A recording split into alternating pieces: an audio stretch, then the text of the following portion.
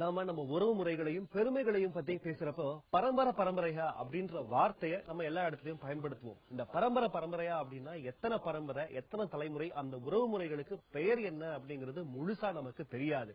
உதாரணத்துக்கு நம்ம அப்பா அம்மா, அவங்களுடைய அப்பா அம்மா பேரு தாத்தா பாட்டி, அது வரைக்கும் தான் தெரியும். ஆனா அதுக்கும் மேல அந்த 2ஆம் தலைமுறைக்கு பாட்டன் பாட்டி, அதற்கு மேல இருக்க 3ஆம் தலைமுறைக்கு பூட்டன் பூட்டி, 4ஆம் தலைமுறைக்கு ஓட்டன் ஓட்டி, 5ஆம் தலைமுறைக்கு சேயோன் சேயோள், 6ஆம் தலைமுறைக்கு பரன் பறை அப்படின்ற வார்த்தைகளை உறவு முறைகளுக்கு பெயர் வச்சு தமிழன் அழைச்சிட்டு வந்திருக்கலாம். இந்த மாதிரி உறவு முறைகளை இவ்வளவு அழகா பெயர் வைத்து அழைக்கக்கூடிய சிறப்பு தமிழ்ல மட்டும்தான் இருக்குன்னு நினைக்கிறேன். இந்த தமிழோட சிறப்பை தேடிதான் வாரம் நம்ம போயிட்டு இருக்கிறோம். வணக்கம், இது ழ.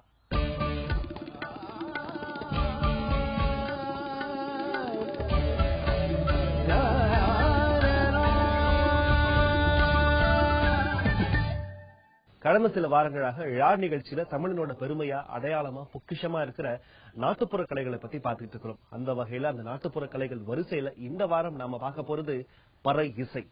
ஆதி தமிழனோட முதல் இசை கருவியா இருந்ததா இந்த பறை. இந்த பறையோட மூலம் என்ன, இந்த பறை எப்படி எல்லாம் உருமாறுச்சு, இந்த பறையோட நாதம் என்ன, தாளம் என்ன, என்னென்ன விஷயங்களுக்கு எல்லாம் இதை பயன்படுத்தி இருக்கிறாங்க, இதை பத்தி எல்லாம் இன்னைக்கு ழ நிகழ்ச்சியில ரொம்ப விரிவா பார்க்க போறோம். தொடர்ச்சியா பார்க்கலாம்.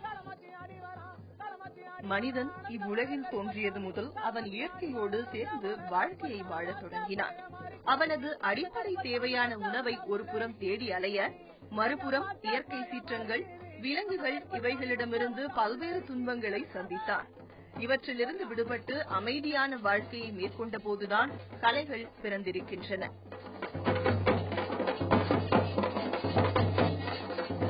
மனிதனின் உணர்வு வெள்ளத்திற்கு வடிகாலாக அமைந்தன நம்முடைய கலைகள்.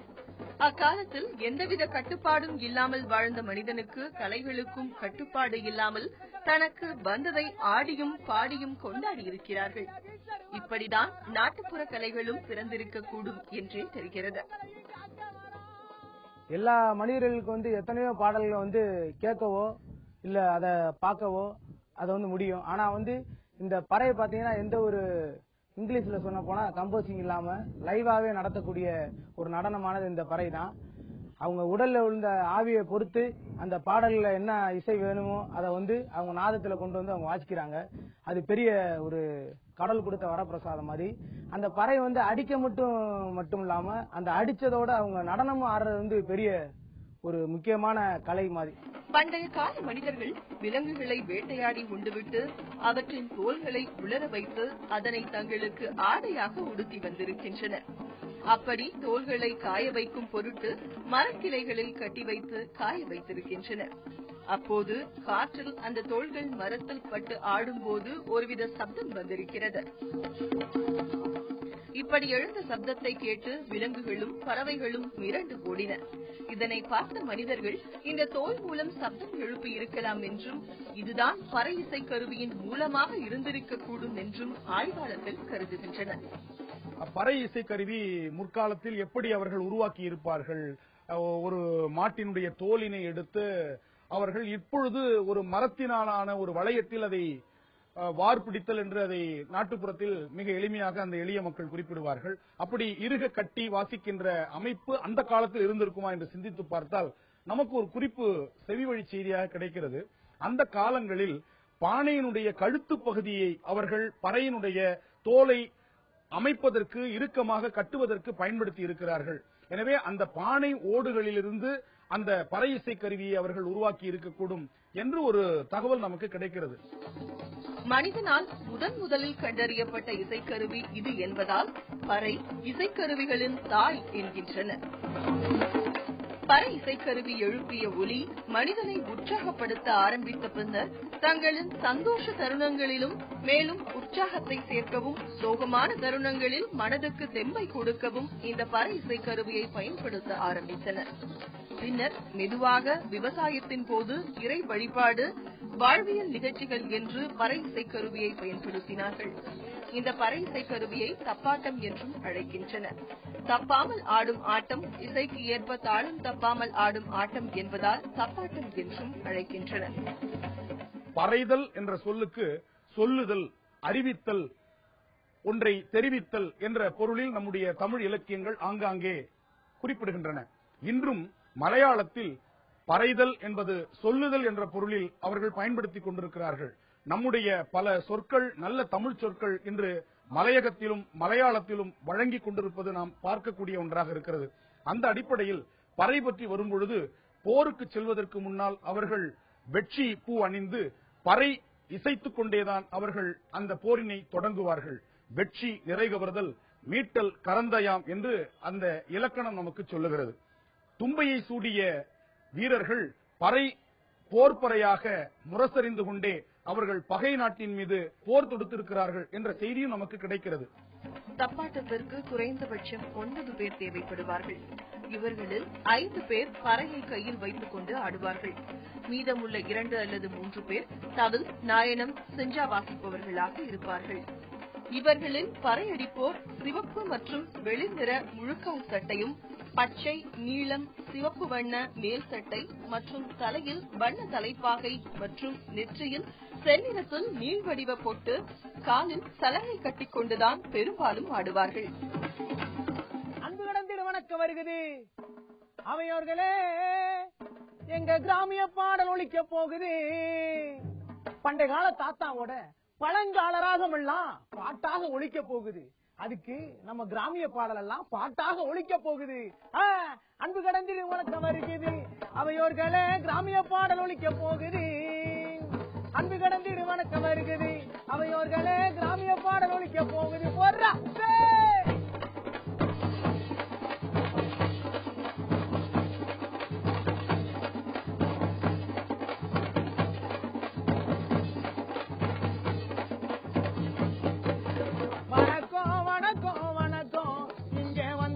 மக்களுக்கு வணக்கம் ஐயா, வணக்கம் வணக்கம் வணக்கம்.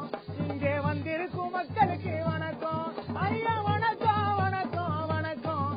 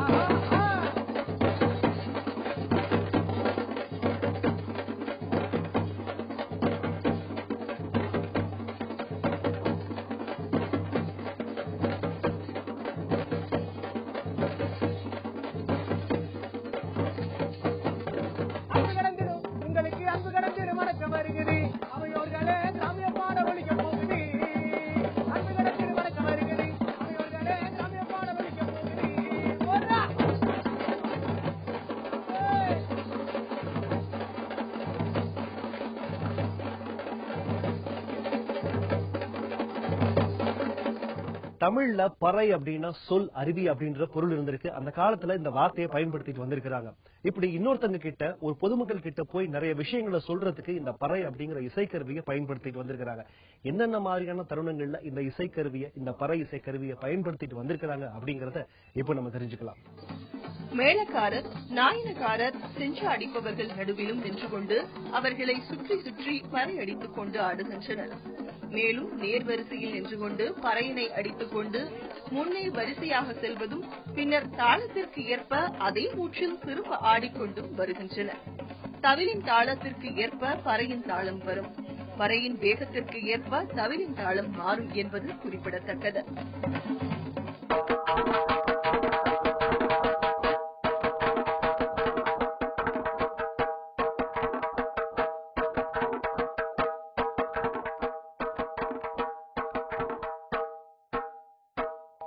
இது தீர்மானம் முடிஞ்சதுக்கு அப்புறம் நடைகள்.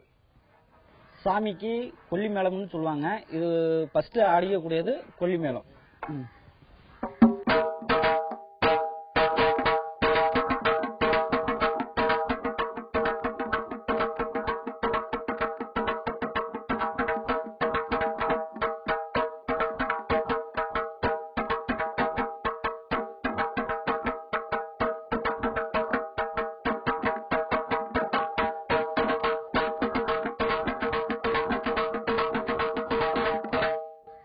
இது சாமிக்கு உகந்தடி முன்னாடி தீர்மானம் முடிஞ்சதுக்கு அப்புறம் இந்த சாமி மேளத்தை அடிப்பாங்க. அதுக்கு அடுத்து வர்றது நம்மளோட தெம்மாங்கு லைன்ல குடிக்கிறது தப்பா அடின்னு சொல்லுவாங்க.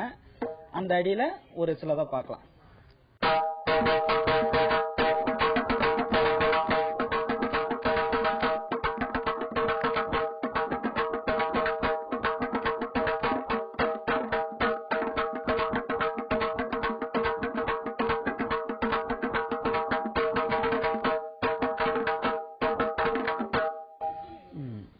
இது முடிஞ்சதுக்கு அப்புறம் இந்த தோல்கறி பறையாட்டத்துக்கு மட்டும் தவிர்த்து புலியாட்டத்துக்கு, மாடாட்டத்துக்கு, மயிலாட்டத்துக்கு, ஒயிலாட்டத்துக்கு, சிலம்பாட்டத்துக்கு, கரகாட்டத்துக்கு இதெல்லாம் ஒரு 6-7 வகையான இதுகளுக்கு வாசிக்கக்கூடியது பறை. இதுக்கு சார்ந்து ஆடக்கூடிய கலைஞர்கள் எல்லாத்திலும் பண்ணுவாங்க.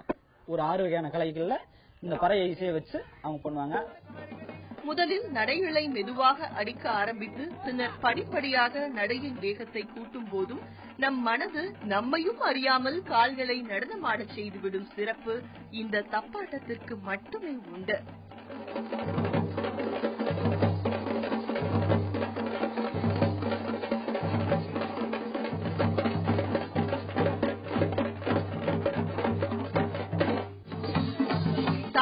எனப்படும் பறையாட்டத்தில் பல வகைகள் உண்டு என்று அறிஞர்கள் கூறுகின்றனர். அக்காலங்களில் வாழ்வின் முக்கிய தருணங்கள் அனைத்திலும் பறை இசை பயன்படுத்தப்பட்டிருக்கிறது என்பதுதான் இதன் மூலம் நமக்கு தெரிகிறது.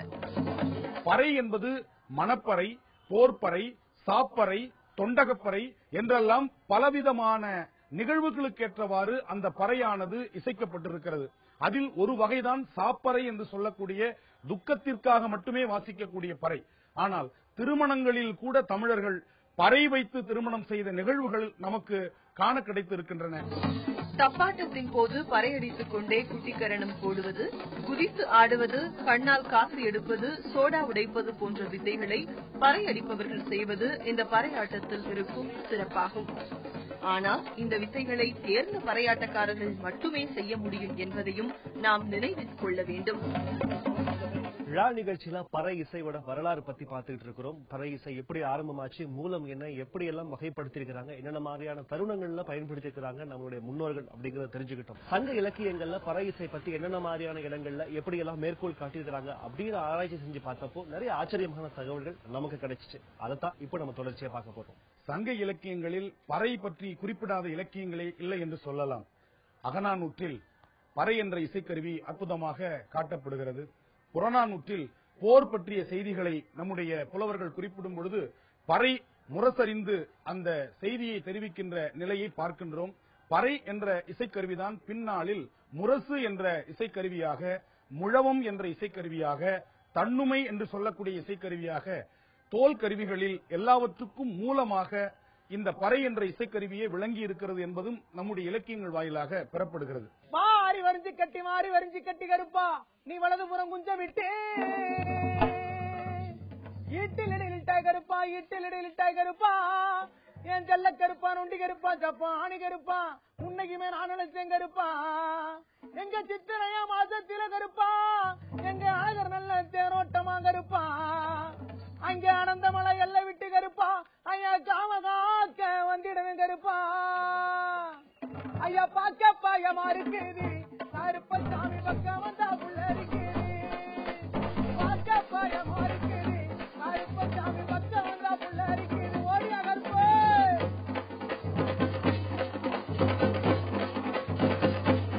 ஓடியா கருப்பா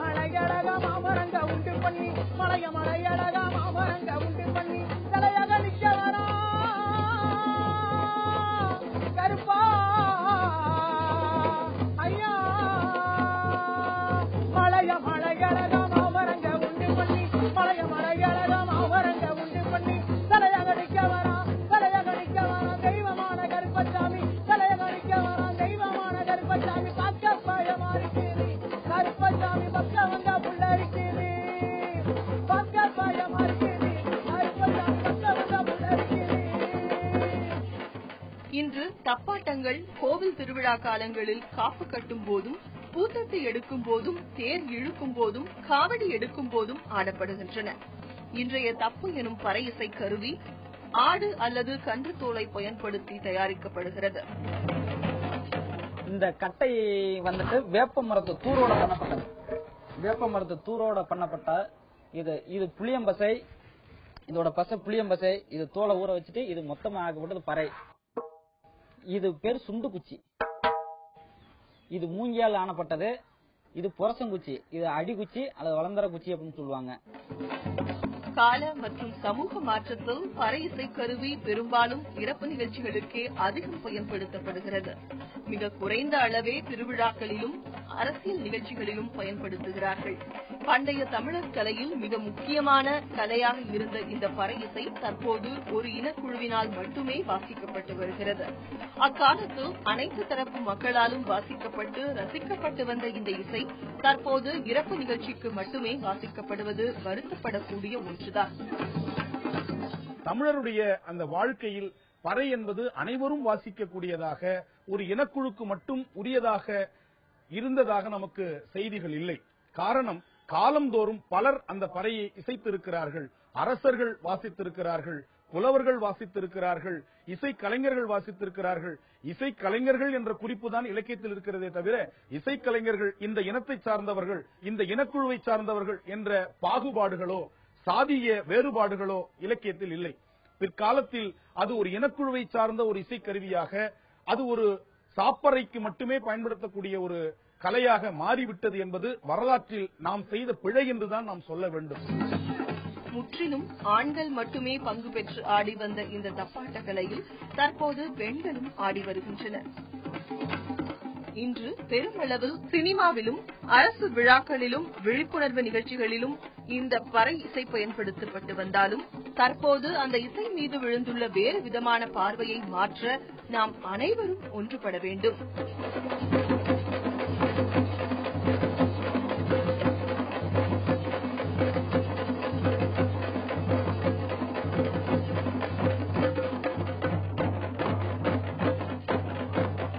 பறை இசை அப்படிங்கிறது ஆதி தமிழனோட இசை, நம்மளுடைய முன்னோர்களோட முதல் இசை பறை இசை அப்படின்றது இன்னைக்கு நம்ம நிகழ்ச்சி மூலமா தெரிஞ்சுக்கிட்டோம்.